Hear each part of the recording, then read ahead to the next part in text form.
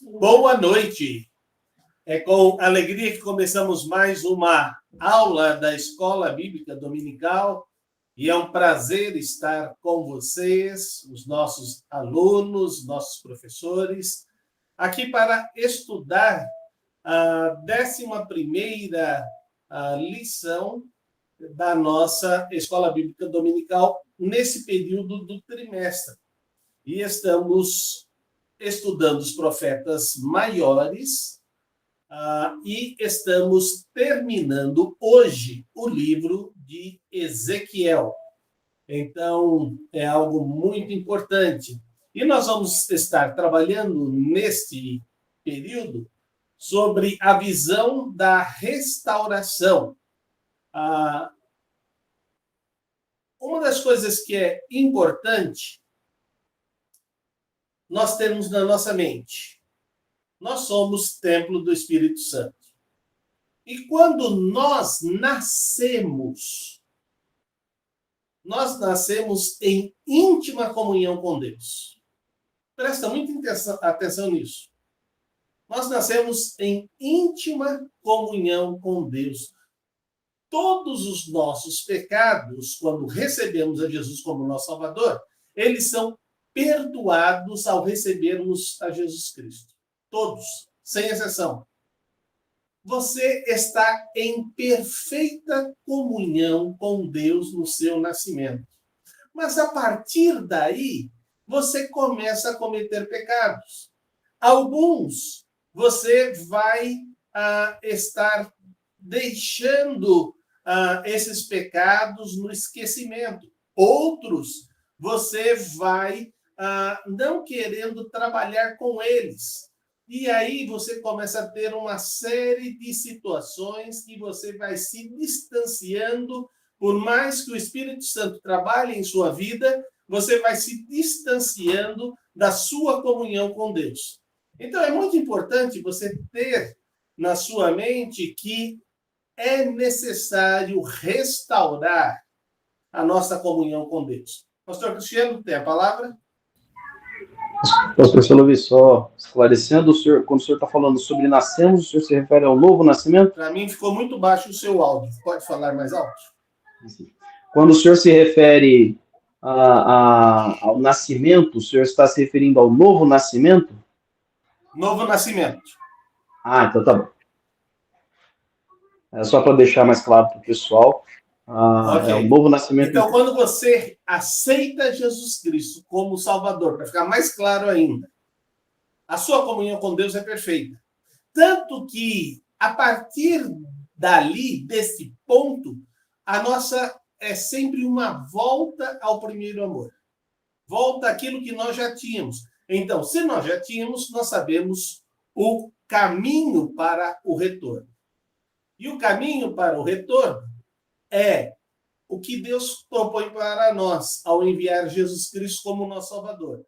Se confessarmos os nossos pecados, Ele é fiel e justo para nos perdoar e nos purificar de toda injustiça. Então, só desta maneira que nós temos a condição, de voltar a ter comunhão com Deus, porque os nossos pecados confessados e arrependidos, Deus perdoa.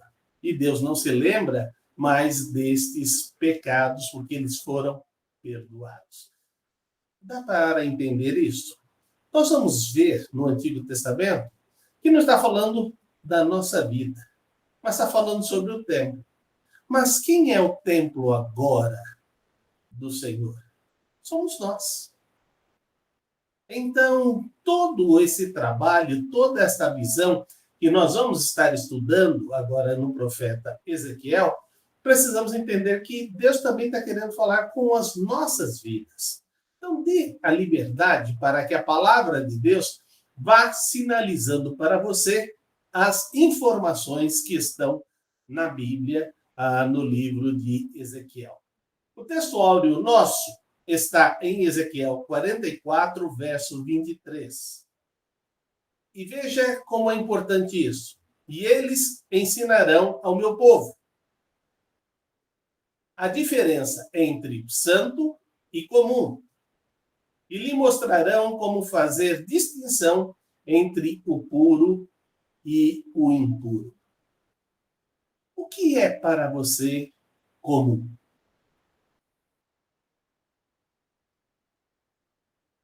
A palavra de Deus nos diz algo muito importante. E viu Deus que tudo era bom. Deus criou a terra para que o homem desfrutasse daquilo que ele criou, para que trabalhasse na criação, mas que trabalhasse com uma consciência de preservação. E é importante nós termos isto na nossa mente. Mas o homem decide quebrar ordens que o Senhor deu direta. E o Senhor diz: não faça isto. E porque Deus disse: não faça isto, eles quiseram descobrir o que está por trás se eu fizer. Parece que isso é uma coisa que a gente vê nos nossos filhos o tempo todo. Você diz para ele: não faça isso, você dá uma distância e você observa, ele vai tentar fazer exatamente aquilo para saber se existe consequência. Ele parece que vai fazendo teste conosco para entender. Mas nós somos assim para com Deus. Estava passando ontem, quando levei a Nilce para comemorar o aniversário que ela estava completando, e tinha uma placa escrito o seguinte: não olhe do outro lado. A primeira coisa que ela, ao acabar de fazer isso, ela olhou e viu o posto. É uma propaganda ao inverso. Você diz, não faça, a pessoa vai fazer. Como eu estava dirigindo, eu não fiz. E aí ela disse, que genial essa placa. Quem lê vai fazer exatamente o oposto, né? Porque nós somos tentados a não obedecer de primeira mão. Mas quando nós não obedecemos, nós sofremos a consequência. E aí está um ponto muito importante desta lição. Preste muita atenção. Ele diz que nós ensinaremos ao povo de Deus. Significa que você tem a responsabilidade, de fazer com que ele não faça esse teste de ficar olhando para todas as direções e tomando decisões erradas. Eu amo a palavra de Deus porque eu não encontrei nenhum super-herói. O meu filho ganhou uma capa do Batman, feita pela avó dele. E ele achava que ele era o Batman. Ele achava que ele podia fazer as coisas do Batman. Até que ele teve que descobrir que isto era uma coisa de televisão, que era montagem e tudo mais, e que não era superpoder. Então, na Bíblia não tem super-heróis. Quando você pega o amigo de Deus, você fala assim, é Abraão. Mas eu acho que o Márcio não fez isto. Eu acho que o Márcio não chegou para numa situação difícil e disse, não, ela é minha irmã, pode namorar com ela.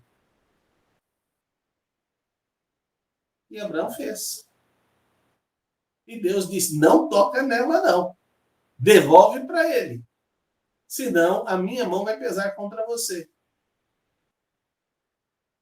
A gente vê Davi, segundo o coração de Deus,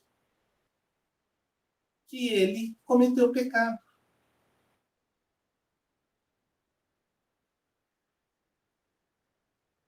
A gente vai ver que todos os servos do Senhor, em momentos de fraqueza, fraquejaram.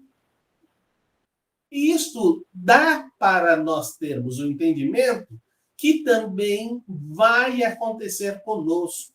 Ninguém aqui na face da terra vai poder dizer: eu não peco. Porque a pessoa que declarar eu não peco está chamando Deus de mentiroso. Porque nós cometemos pecado, nós nos distanciamos de Deus. E nós temos que voltar. Por isto que é importante você não estar ensinando como se você fosse um super-herói da fé. Você é um servo da fé. Só que quem é servo da fé, cada vez mais ele é humilde. Ele não quer ser acima daquele que ele está discipulando, ele é servo daquele que ele está discipulando. E isso é muito importante nós termos em mente. Porque você tem que ensinar as suas falhas e ensinar como você corrige suas falhas para poder voltar a ter comunhão e intimidade com Deus. Somente assim nós vamos mostrar o que é comum, que nos distancia de Deus, e o que é santo, o que é puro e o que é impuro. E nós vamos poder, então, fazer as escolhas. Certa vez, numa reunião com homens lá do prédio, eles perguntaram: pastor, o que na igreja batista é proibido? Eu disse: tem uma coisa. Qual? Proibir está proibido. Você não pode proibir, porque não é você que diz qualquer coisa para os outros. É a palavra de Deus com o Espírito Santo que vai agir e vai trabalhar na vida de todos nós. E é o Espírito que nos convence do pecado, da justiça e do juízo. Então tenha isso em mente. E se você tiver isso em mente, a bênção de Deus vai estar na sua vida. Então, nós queremos, como objetivo dessa lição, compreender, saiu um R a mais, que a restauração traz de volta o homem a Deus. Visão e glória do templo após a restauração. É isso que nós vamos aprender na nossa vida, como viver, como fazer. E eu espero que nós tenhamos isto como uma grande bênção em nossas vidas, tá certo? Vamos abrir a nossa Bíblia em Ezequiel 41, verso 1.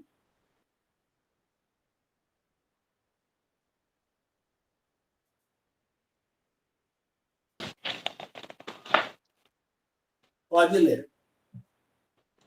Então ele levou ao templo e mediu os pilares, 6 côvados de largura de uma banda e 6 côvados de largura da outra, que era a largura do tabernáculo.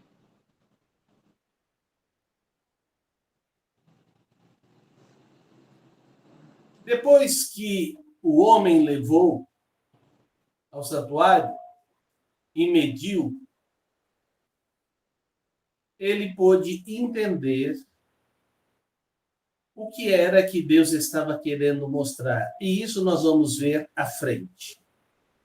No capítulo 42, nós vamos ver o versículo 13.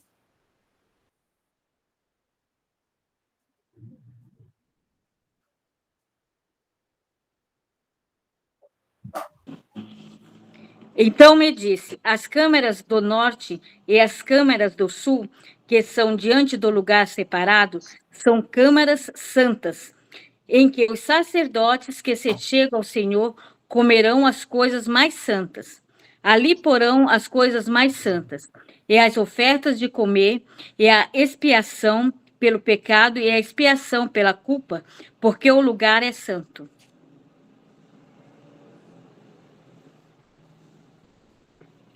Veja que Deus vai começar a trabalhar conosco, dizendo onde cada coisa deve estar e como deve ser recebida cada situação que o povo vier se apresentar diante dele.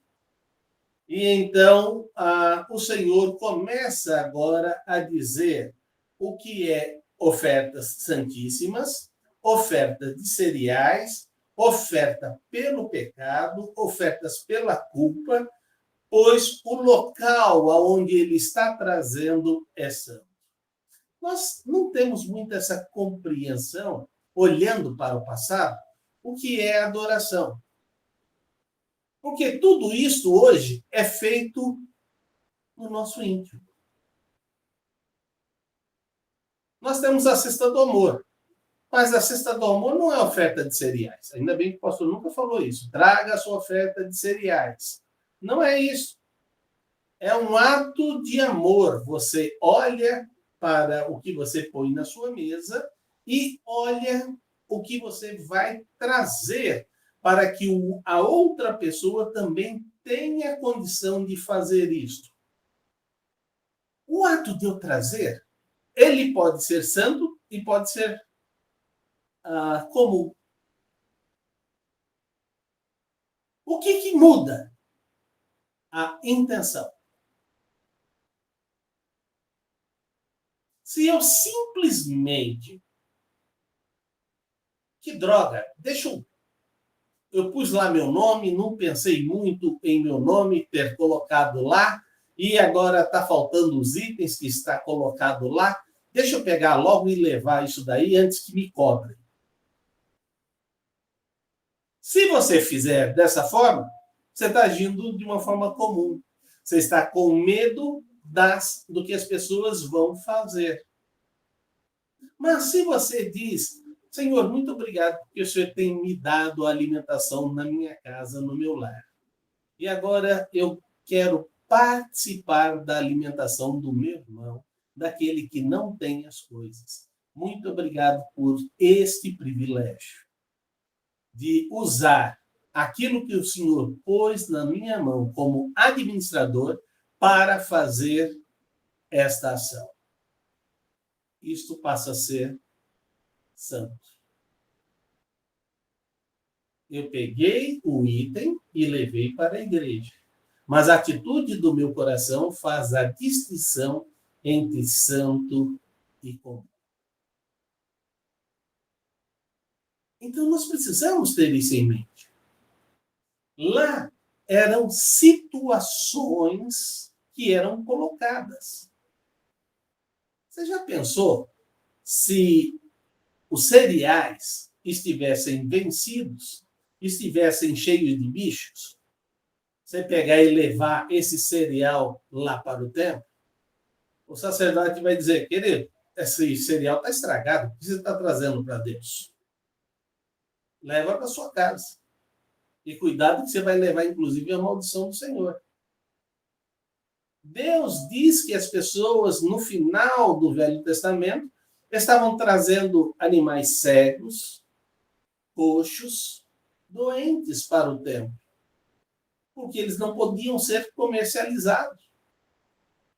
E Deus pergunta, se eu sou pai, e se você deveria estar me honrando, por que você não pega essa oferta e apresenta ao faraó? Terá ele agrado de ti? E Deus vai falar, eu não tenho prazer em vocês. Quando Deus fala isso, rompe-se o relacionamento entre o homem e Deus por 400 anos. Então, o que eu gostaria que você entendesse é que nós precisamos compreender que as instruções que Deus vai dando, elas precisam ser entendidas e precisam ser praticadas. Como eu disse para você, todas essas ofertas hoje são coisas que nós fazemos no nosso interior, porque nós somos templo de Deus. Quer ver uma coisa que a gente confunde?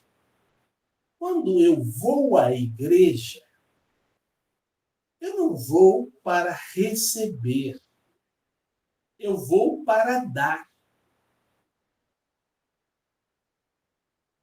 Mas as pessoas dizem, puxa, esse instrumentista, ele não melhora. Ele sempre dá uma nota fora. Esse cara sempre desafina. Por que ele está lá na frente? Eu poderia fazer melhor. Ué, se você pode fazer melhor, por que você não começa a participar do ministério?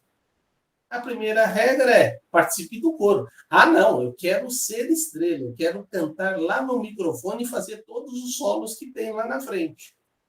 Você nunca vai participar do ministério de louvor na igreja.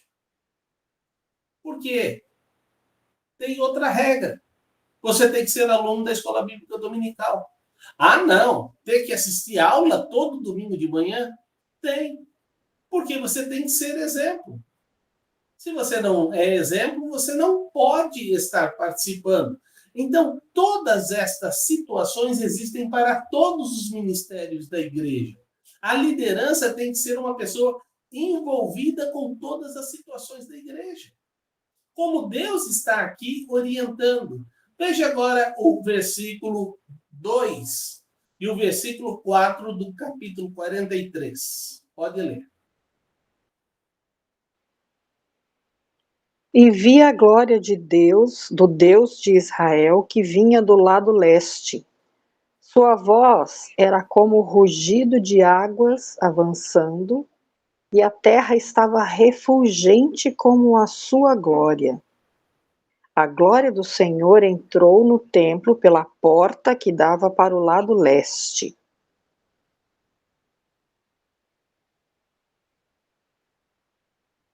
Sabe uma coisa que me impressiona? É que muita gente quer ver esta glória. Eu contei a experiência para vocês em algumas aulas atrás, que eu fui no primeiro projeto de férias, numa igreja no Vale do Ribeiro. E não tinha energia elétrica, mas tinha culto de manhã e à noite. E aí eu falei, como que vai ser o culto à noite? Será que eu vou ter que levar uma lanterna que pelo menos eu possa iluminar o texto ou eu tenho que ter todos os textos de cor? E aí, o homem que eu estava hospedado na casa ficava a 2 quilômetros. E como ele conhecia, ele não tinha lampião na casa dele. Ele tinha só fifó. Você sabe o que é fifó, né? Lamparina. No Nordeste chama-se fifó. Né? Ele só tinha lamparina, ele não tinha lampião. Mas a maioria dos membros da igreja tinha lampião. E aí ele disse, pastor, antes de a gente entrar no templo, dá uma olhada aqui que vai acontecer nas trilhas da igreja. E aí começou, conforme vinha chegando a hora do culto, vir pessoas andando por todas as trilhas e a gente vinha a luz andando e chegando até a igreja. E cada membro que chegava colocava o seu lampião acima de onde ele ia ficar sentado.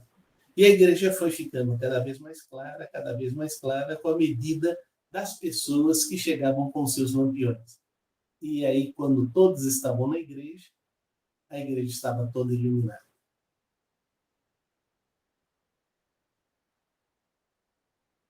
A vontade daqueles irmãos em adorar a Deus era algo impressionante.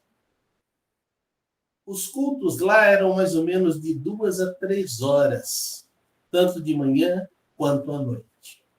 A mensagem era de 1h15 e 1h20. Porque a primeira que eu preparei em 35 minutos, quando terminei, a irmã falou assim, pastor, eu não andei 10 quilômetros para ouvir só isso de Bíblia. Eu falei, essa mensagem terminou, mas vou então começar uma nova mensagem. E preguei a segunda mensagem de manhã, e aí deu mais ou menos o tempo que eles estavam acostumados. Aí para a noite eu já vim com mensagens de 1h, 1h15. Né? Mas aquele povo adorava a Deus, não tinha piano, não tinha nenhum instrumento. Mas eles adoravam com suas vozes como se Deus estivesse ali o tempo todo e estivesse recebendo e eles estivessem vendo Deus receber a sua adoração.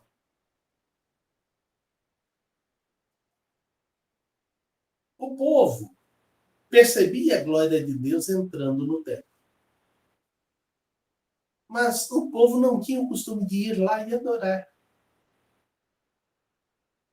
Não era muito comum. A ação de adoração naquele tempo eram as ofertas que eles apresentavam a Deus. Mas ter a glória de Deus manifestada, e lembre-se que eles viviam o tempo todo vendo esta glória desde que saíram do Egito. Por 40 anos eles viram a manifestação de Deus como uma nuvem e a manifestação à noite como uma coluna de fogo. Isso foi passado à frente. E agora eles já estão estabelecidos na terra, mas eles percebem esse cuidado de Deus pela boca dos profetas do que eles estavam anunciando e ia se cumprir. Então é muito importante nós entendermos que esta glória de Deus, ela vem conosco, porque nós somos o templo do Espírito Santo. Então, quando eu chego na igreja, eu chego com a glória de Deus. Eu não chego radiante na igreja porque o meu time ganhou do outro time do membro da igreja, eu vou chavecar ele, vou zombar dele. Isso não importa, eu estou ali para adorar a Deus.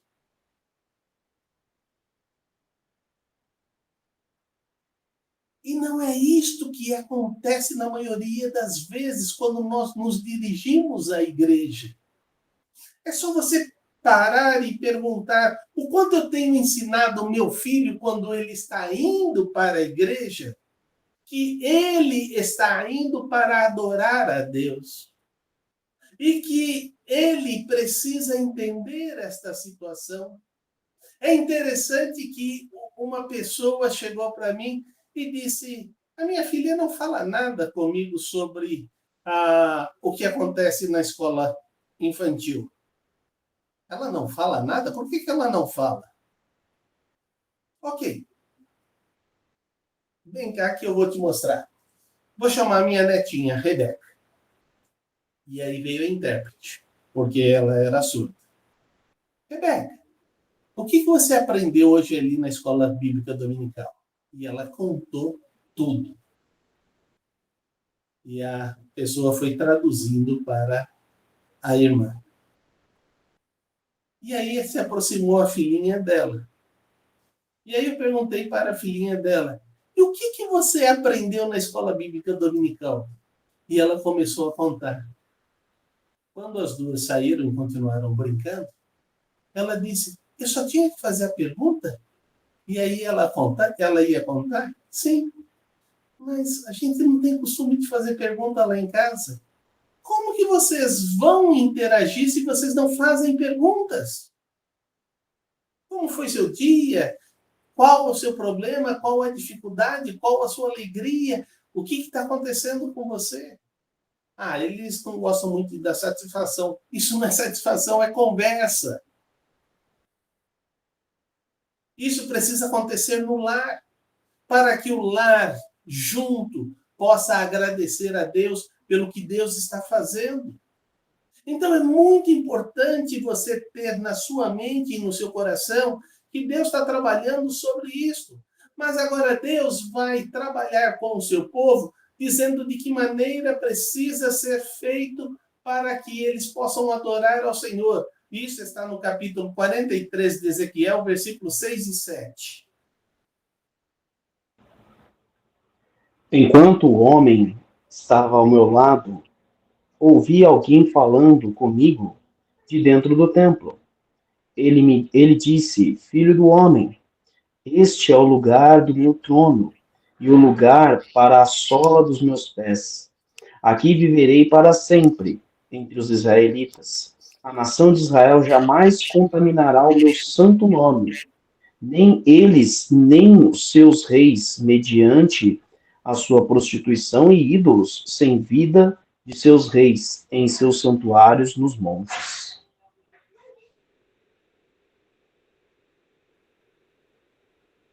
Vamos ainda ver o versículo 11.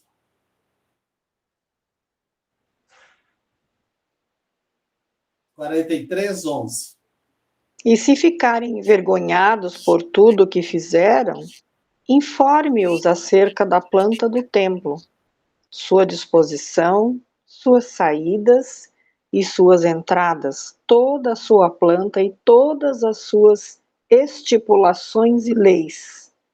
Ponha essas coisas por escrito diante deles, para que sejam fiéis à planta e sigam as suas estipulações. Microfone fechado, pastor. Pastor, seu microfone está fechado. Eu tive o privilégio de pastorear a Igreja Batista Nova Jerusalém por 18 anos. 18 anos e 7 meses. E eles me deram 3 missões quando eu aceitei o convite: crescimento espiritual, crescimento numérico e expansão da propriedade. Durante 18 anos e 7 meses, todos os dias, eu persegui essas 3 metas. Todos os dias. E meu filho, de vez em quando, dizia para mim: eu não quero ser pastor como o senhor. Porque o senhor está metido em tudo, o senhor faz tudo e o senhor lidera tudo. Eu disse: não, eu não faço tudo, não lidero tudo, mas eu estou participando de tudo. Porque as pessoas que estão vendo o seu líder, eles têm que ter alguns exemplos que têm que ficar na cabeça. E por isso que eu tomo essa decisão e assim que eu exerci o meu ministério. E ele hoje já mudou muitas das coisas que ele diz que não ia fazer, porque ele está entendendo que ele precisa, em algumas situações, estar fazendo, e outras ele sente que não tem necessidade e tem colocado outras pessoas para gerir. Uma das coisas importantes foi você trabalhar com a igreja para que todo mundo soubesse o que seria construído. E nós precisávamos fazer a maquete. A maquete ia custar 10 mil, mas nós não tínhamos menor chance de fazer essa maquete. E o engenheiro foi percebendo esta grande dificuldade, mas foi começando a perceber a importância. Mas pela experiência do engenheiro, ele diz: nenhuma igreja valoriza as maquetes que eu faço. Então eu não quero fazer mais. Eu disse: se o senhor fizer, ela vai ficar em ponto de destaque na vida da igreja. E durante todo o período que eu fui pastor, a maquete da construção estava lá. E as pessoas sabiam em que fase nós estávamos e o que nós íamos fazer à frente. Porque elas estavam visualizando. E é isso que Deus está querendo, que na igreja todos saibam o que vai acontecer. Nós acabamos de ter uma reunião do Conselho de Líderes, onde cada ministério disse das suas ações, o que pretende fazer neste ano. Mas isso, para se tornar uma realidade, não pode ser só os líderes sabendo. A igreja inteira tem que estar ciente do que vai acontecer cada semana, cada dia. E se nós deixarmos para dizer isto só na semana, muitas pessoas terão outros programas e não estarão envolvidos com a ação e a vida da igreja. E Deus está trabalhando conosco, está dizendo: olha, façam exatamente como foi planejado, porque eu gosto que tudo tenha decência e tenha ordem. Eu sou um Deus zeloso.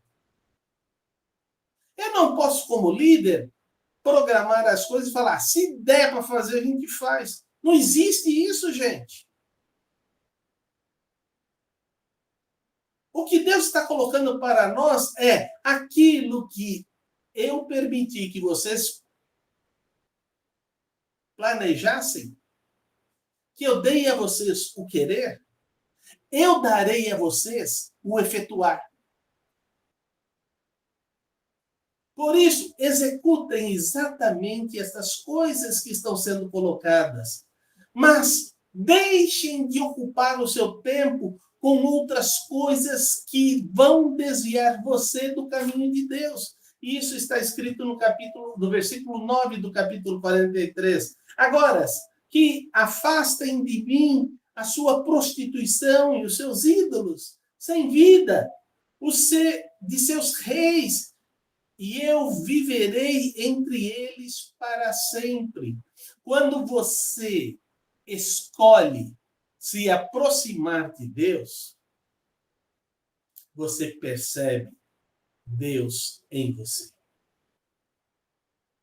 Quando você escolhe se aproximar de Deus, você vê Deus em você.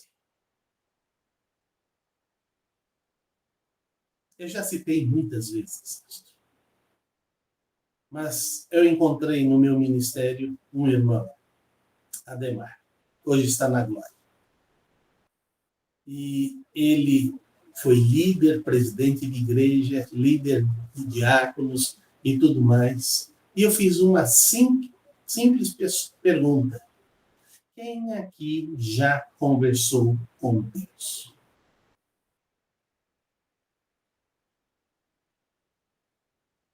E aí todo mundo levantou a mão. E o que Deus falou para você? Aí todo mundo abaixou a mão. Não, eu estou falando assim, nós estamos conversando agora, certo? Quem já conversou com Deus? E aí, não, assim não, pastor. Eu leio a Bíblia e sei que Deus fala. Essa é uma das maneiras. Eu oro e estou falando com Deus. Essa é uma das maneiras. Mas você pega na Bíblia e você vê que o diálogo é muito mais profundo. É muito mais íntimo. É um caminhar com Deus. A palavra de Deus diz, Enoque andou com Deus e Deus para si o levou. Ele não falou assim, Enoque fez orações, Enoque leu a Bíblia e Deus levou ele. O nosso Deus é um Deus que fala. O nosso Deus é um Deus que escuta. E o nosso Deus te ama e quer mostrar a você que Ele está cuidando.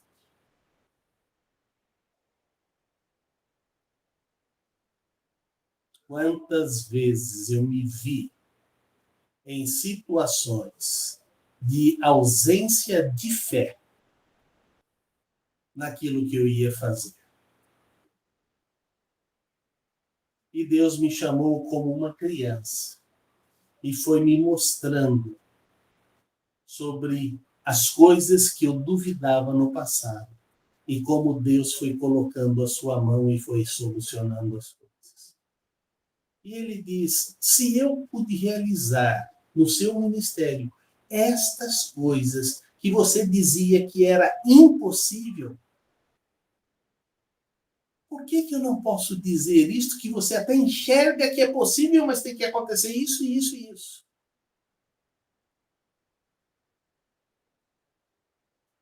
E eu disse, Senhor, perdoa a minha falta de fé.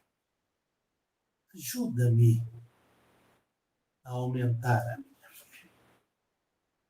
Quando eu comecei a fazer esta oração, que é a oração dos apóstolos, Senhor, aumenta a minha fé, eu fui percebendo que cada vez que a minha fé era acrescentada, também era acrescentada as provações para que eu enxergasse que a minha fé foi aumentada. Então você precisa entender que o seu relacionamento com Deus não permite você ficar na mesmice. Deus sempre vai tirar você da zona de conforto. Deus sempre vai lhe conduzir para que você tenha uma experiência ímpar com Ele e tenha o entendimento que essa restauração que acontece no templo precisa ser seguido todas as orientações que Deus tem passado para nós. Mas aí ele vai nos ensinar agora no versículo do capítulo 43, 10 e 11.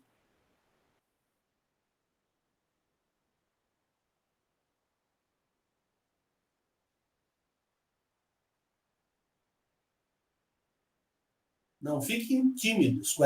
Ezequiel 43, 10 e 11, 9 e 10, desculpa. 9 e 10. 9 e 10.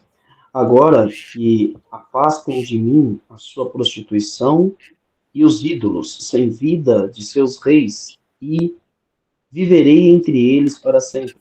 Filho do homem, descreva o templo para a nação de Israel, para que se envergonhem dos seus pecados, que se analisem o modelo, que eles analisem o modelo.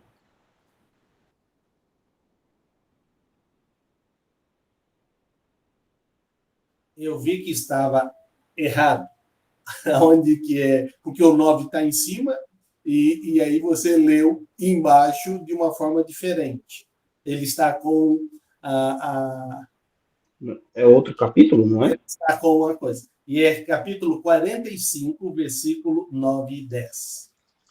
Ezequiel 45, 9 e 10. É que os nossos professores estão com a mesma lição que eu estou aqui na tela. Eles estão acompanhando o material preparado.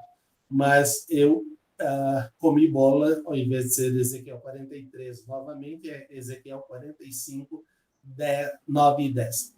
Arrumem para mim aí o capítulo. Então, o texto é assim diz o Senhor. Tá, senhor. Vocês já foram muito longe. Ó príncipe de Israel, abandonem a violência, a opressão e façam o que é justo e direito. Parem de apossar-se do que é do meu povo. Palavra do soberano Senhor. Usem balanças honestas, arroba honestas, pote honestos. Todas as coisas que eles estavam usando para medir, as coisas continuam usando de enganação. Algumas pessoas, nos dias de hoje, estão falando, você está vendo como as coisas estão ficando baratas?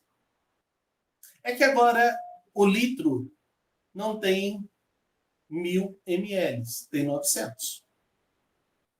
Como assim litro de 900? Todo mundo tem a imagem que é 1 litro, mas você vai ver lá a quantidade é 900 ml.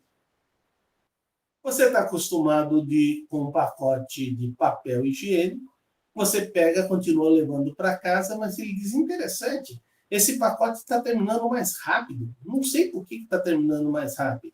É porque ele agora não tem mais 30 metros. Ele tem 20 metros. Carambolas, estão tirando 10 metros por rolo? Está tirando 10 metros, mas agora eles estão colocando lá. Você só está sendo iludido porque quer ser iludido.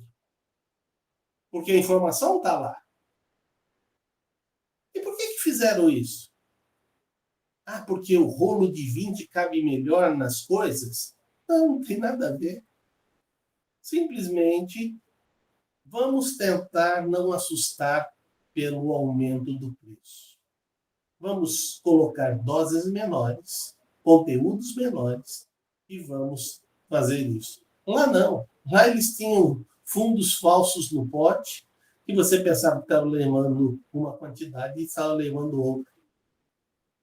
As balanças eram colocados pesos a menor, e você pensava que estava levando tanto de mercadoria e você estava levando menos. E Deus está trabalhando conosco e está dizendo, pare de agir com esta ganância, roubando o meu povo. O grande problema é que a gente esquece que tudo é de Deus. E quando você age de uma forma fraudulenta, você também está roubando a Deus. Eu queria fazer uma pergunta. Como que você costuma chegar e adorar a Deus na igreja se o seu padrão durante a semana não foi um padrão de Deus, mas foi um padrão de viver uma vida comum? O que as pessoas fazem, você faz.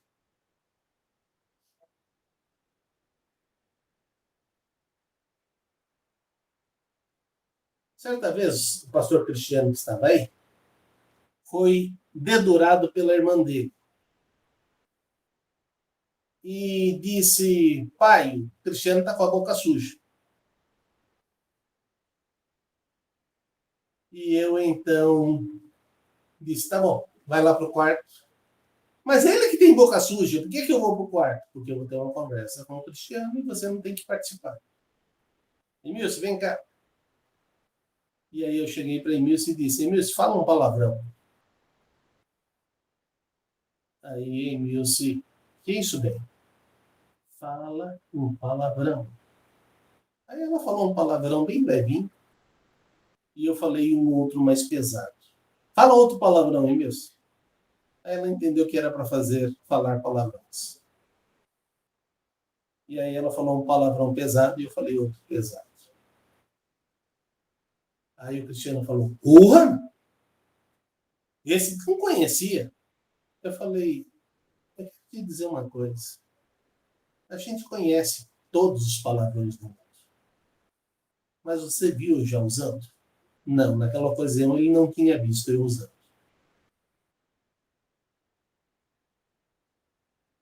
E aí, então, eu disse para ele: nós que somos filhos de Deus, a gente tem que ter um coração limpo para que a nossa boca seja limpa. Então, lembre-se do seu coração. Eu não sei se ele falou, mas palavrão à frente. Mas uma coisa eu sei, que ele entendeu que a gente não precisava usar. Um dia desses eu fui levado uma fechada, que o cara saiu, estava encostado, ele entrou na minha frente e eu tive que frear com tudo para não bater no carro dele. Eu tinha acabado de consertar o para-choque do carro, pintar. Eu fiquei quase 5 anos sem pintar o para-choque, porque logo que eu comprei, ralei o para-choque. E aí, finalmente, eu estava com o para-choque todo arrumado. E aí o cara saiu e logo depois estacionou 2 carros à frente. Eu soltei um palavrão. Eu falei: Júnior, seu boca suja! Só estava dentro do carro. E aí eu disse para Emilce, eu falei um palavrão que eu nem pensava em falar faz muitos anos. Aconteceu isso, isso e isso. Aí Emilce falou assim: para você ver, quando se destrava por algum problema, a gente manifesta o nosso erro. Então, toma cuidado com o seu eu. Se o seu eu não pertence ao Senhor, você está agindo de uma forma comum e não santa. Mas se todo o seu ser for do Senhor, a sua boca será santa. Então, também ensine os seus filhos com as suas falhas. E mostre como você corrige suas falhas. Ouvi um filho de pastor dizendo: meu pai nunca fez isto ou nunca fez aquilo. Mas eu conheci o pai. Eu não quis desiludir o filho do pastor. Eu falei: que bom que você nunca viu. Não, eu estou dizendo que meu pai nunca fez. Eu falei: que bom que você nunca viu. Eu estou falando uma coisa, já está falando outra? Não, querido. Você não vê tudo que seu pai faz. Mas se você nunca presenciou, isso é uma bênção na sua vida. O senhor está dizendo que meu pai faz? Não. Eu estou dizendo que foi bom que você nunca viu ele fazer. Agora, compete a você perguntar ao seu pai se ele já fez. Não de eu falar. E aí, passado umas 3 semanas, aí o pai me ligou e disse: você me colocou numa saia justa, né? Eu falei: você queria que eu fizesse o quê? Não, eu conversei com meu filho e disse: infelizmente, filho, já fiz. Pai, mas eu nunca vi. Que bênção que você nunca viu, meu filho. Mas o seu pai comete pecados. E toda vez, e aí eu pude ensinar o meu filho como voltar para Deus e corrigir os pecados. Falei: amém. Fico contente que eu pude te ajudar e dar essa oportunidade na sua vida. Mas é difícil sair dessa saia justa para aqueles que consideram a gente seu herói. Eu falei: olha, se eu tive essa fase na minha vida, caiu por terra faz tempo. Porque não vale a pena alimentar essa fase na vida dos nossos filhos. A desilusão pode ser muito grande, mas é importante que a gente possa demonstrar que a gente é um servo honesto da parte de Deus e algumas coisas a gente não se pactuar mesmo. E se você faz isso, então você tem a bênção de Deus. Deus coloca algumas coisas como normas para a nossa vida. Isso está no capítulo 43, verso 18. Então ele me disse: filho do homem, assim diz o Senhor, assim diz o soberano Senhor: estes serão os regulamentos que deverão ser seguidos no sacrifício dos holocaustos e na aspersão do sangue no altar, quando ele for construído. Pastor, Apenas o 18? Essa parte a gente não precisa. Porque a gente não tem mais sacrifício de holocausto e também não tem mais aspersão de sangue do altar. Concordo com você. O que está por trás do sacrifício de sangue? Não havia perdão dos pecados sem um sacrifício de sangue. Toda vez que eu cometo pecado, além de me arrepender, além de me confessar, tem que nascer em mim um espírito de gratidão para agradecer. Querido Senhor, obrigado porque derramaste o teu sangue na cruz. E o teu sangue me purifica de todo pecado. Eu acho que a gente se acerta com Deus, mas a gente tem feito muito pouca oração para agradecer o sangue que Jesus derramou na cruz por nós. Por isso que hoje nós não temos que fazer mais sacrifício nenhum. A palavra de Deus diz ainda no capítulo 44, verso 16, só eles entrarão no meu santuário e se aproximarão da minha mesa para ministrar diante de mim e realizar o meu serviço. Eu quero dizer uma coisa para vocês. Durante muito tempo, teve uma separação do clero e do laicado. Hoje, entendemos que todos nós somos ministros de Deus. E assim está correto, porque o véu do templo se rasgou de alto a baixo. Mas uma coisa que não foi desfeita, e a gente está desfazendo, é isso aqui. Só aquele que entende que está ministrando para me agradar, deve ministrar.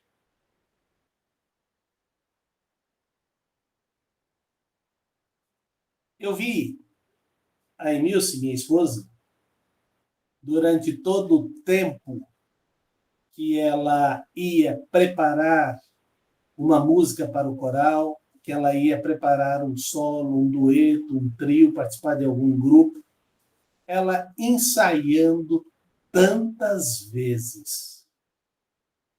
E algumas vezes ela queria ensaiar no momento que a gente estava fazendo alguma coisa na sala. E a gente tinha que parar para ela poder ensaiar. E sempre ela teve prioridade nisso. Eu perguntava por quê e para quê? Se ela tem talento, ela tem facilidade, por que tem que passar tantas vezes? Ela está tocando lá. Mas antes dela tocar o piano na igreja, ela passa várias vezes esses hinos em casa. Porque ela não sabe ler música? Sabe. Porque ela não sabe tocar de ouvido? Sabe. É porque ela está fazendo para Deus. E para Deus, a gente, desculpa usar essa expressão, não faz nas coxas. Não faz de qualquer maneira. A gente já passou 2 vezes, tá bom. Tá bom para quê? Não está nem bom para nós. Quanto mais para Deus. Tira então do programa essa música. Tira do programa essa música. Passa 200 vezes.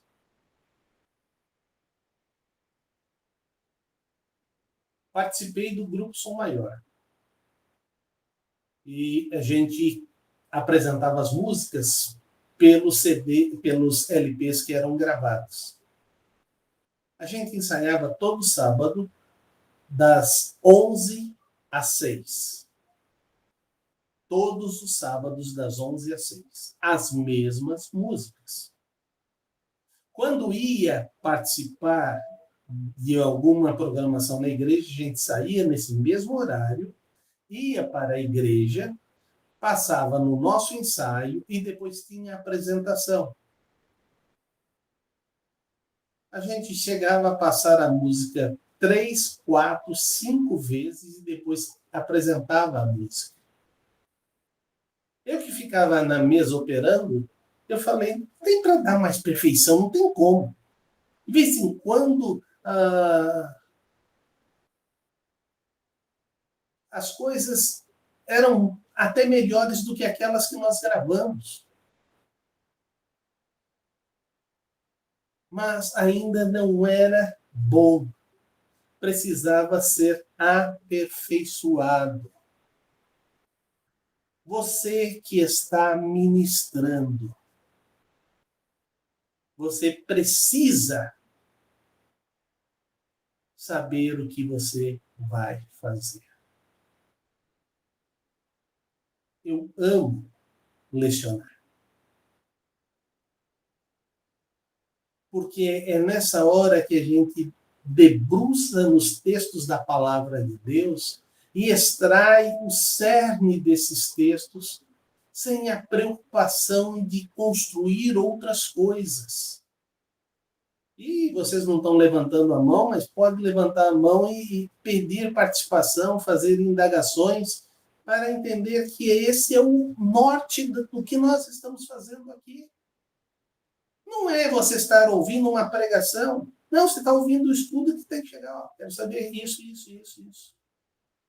E aí Deus diz agora no versículo 22, no segundo dia você oferecerá um bode sem defeito, como oferta pelo pecado.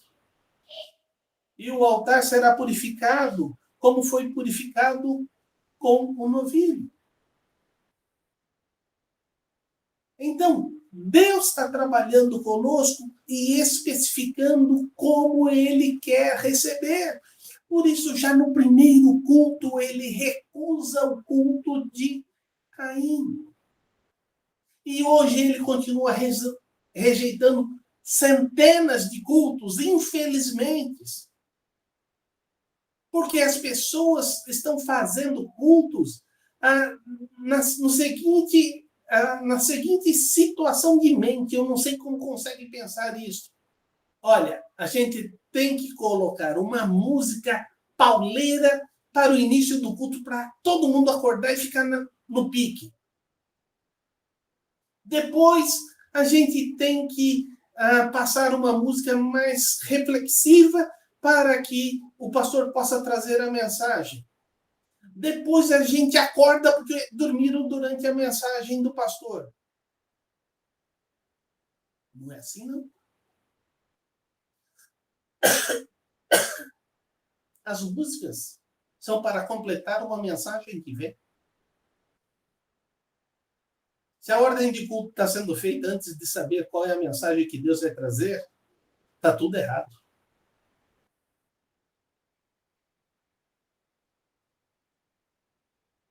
E a gente precisa ter isso em mente.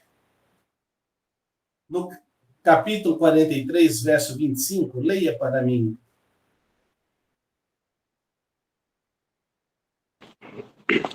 Pode ver. Já está aberto? Por 7 dias prepararás, cada dia um bode como oferta pelo pecado. Também prepararão um bezerro e um carneiro do rebanho sem mancha. Tudo que você vai trazer para Deus tem que ser sem defeito. Nos sábados e nas luas novas, o povo da terra adorará o Senhor junto à entrada que leva.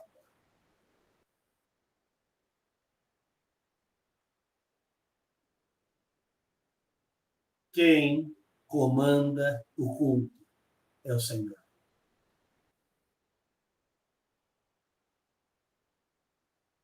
Quem comanda o culto é o Senhor.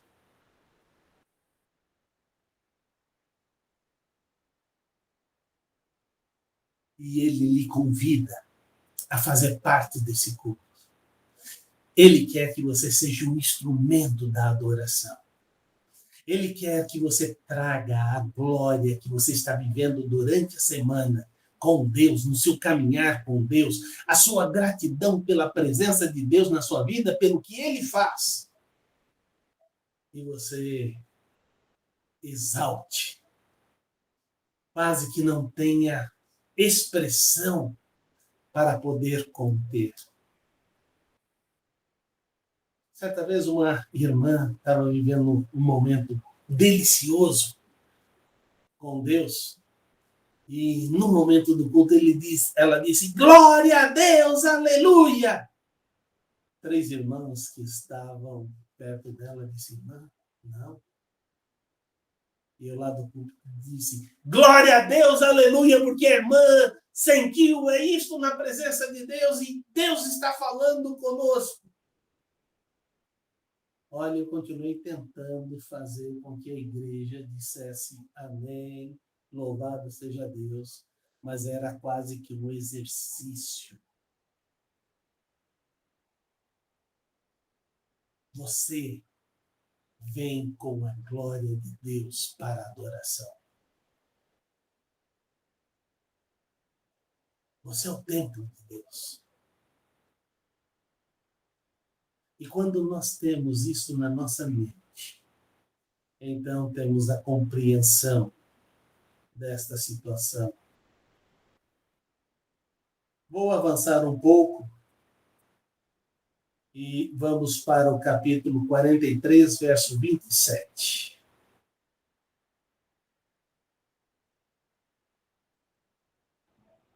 No final desses dias, a partir do 8º dia, os sacerdotes apresentarão os holocaustos e os sacrifícios de comunhão de vocês, sobre o altar. Então eu os aceitarei, palavra do soberano Senhor. Quando vocês fizerem como eu estou dizendo, eu receberei.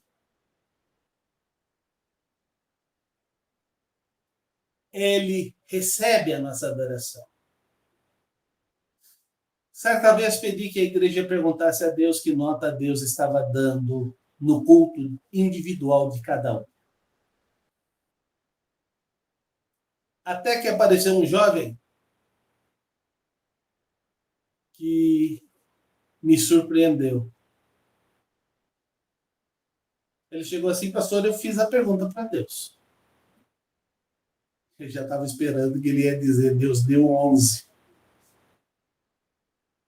Ele falou assim, Deus me deu 1. Deus te deu 1? Foi. E eu prometi para Deus que eu nunca mais viria com atitude para levar 1. Mas que eu iria vir na igreja sempre para agradar a Deus. Esse jovem mudou radicalmente a sua maneira de viver e de servir a Deus. Eu não quero que você olhe para os membros da igreja, não. Eu quero que você olhe para você. E ao olhar para você, você está evoluindo na sua adoração? Ninguém está vendo. Você está regredindo na sua adoração? Deus tem aprovado as suas atitudes? Elas estão sempre sendo santas ou elas estão sendo sempre comuns? Está sempre sendo impuras ou sempre está sendo quase que puras? Veja para onde está pendendo a sua vida no seu testemunho no dia a dia. Porque o que você é durante a semana, você não consegue mudar no final de semana. Não existe um botão na nossa vida espiritual que possa ser desligado e ligado. Não viva uma vida de falso adorador. Peça que Deus reconstrua de fato a sua vida e torne você um vaso novo. E aí sim a bênção de Deus estará sobre sua vida.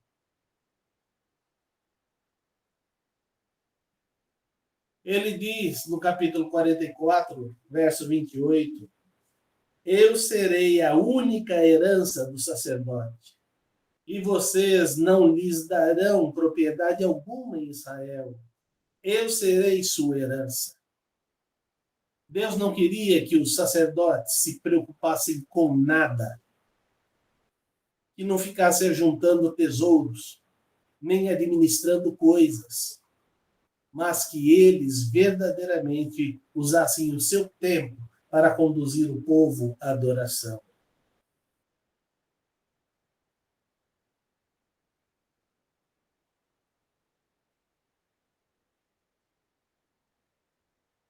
Veja o que está em Ezequiel, capítulo 47, verso 1.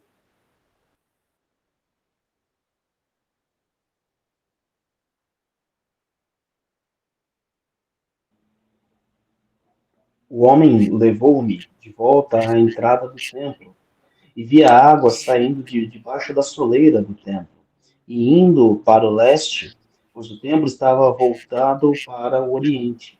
A água descia de debaixo do lado sul do templo, ao sul do altar.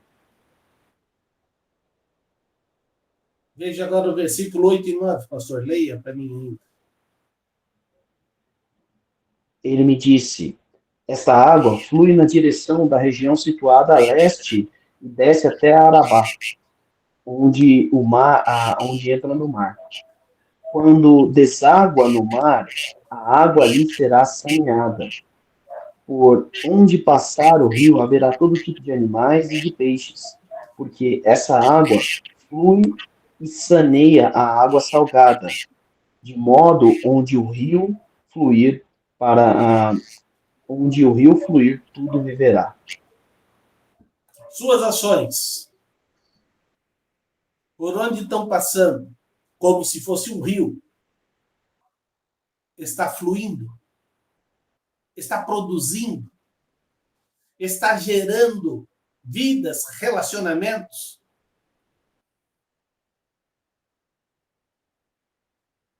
No versículo 12, as árvores frutíferas de toda espécie crescerão em ambas margens do rio.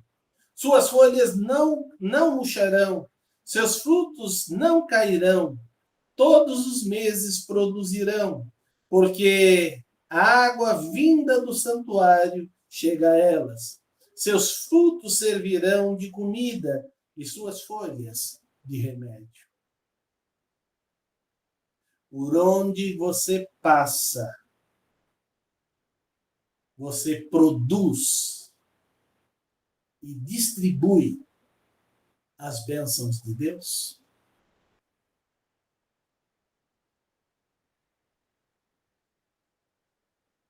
E essas bênçãos estão se multiplicando na vida das pessoas que te conhecem e que se relacionam com você? Você se sente cada vez mais abençoado por estar fazendo o que você está fazendo e disso você não quer parar de fazer?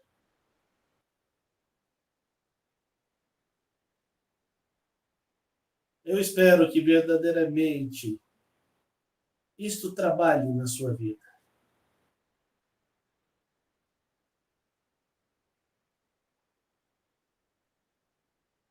Porque o versículo do capítulo 48, verso 35 diz: a distância total ao redor será de 9 quilômetros.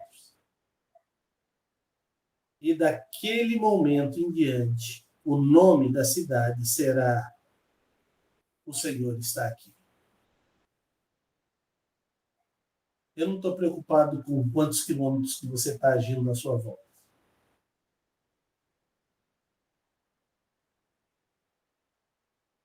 Eu estou preocupado se as pessoas conhecem você como cristão, porque você é discípulo de Cristo, pensa como Cristo, fala como Cristo, age como Cristo. Que Deus, pois, aplique esse estudo na sua vida.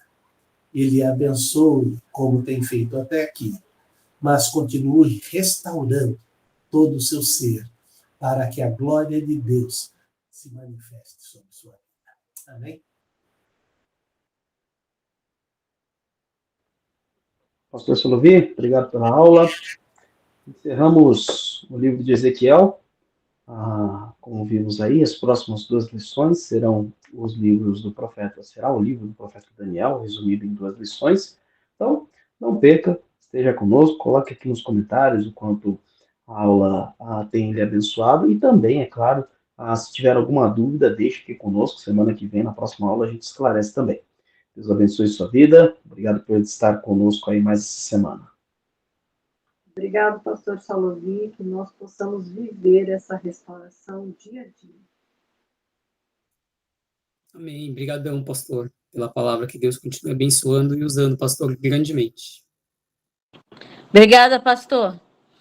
Boa noite, pastor. Obrigado. Que Deus abençoe a sua vida também.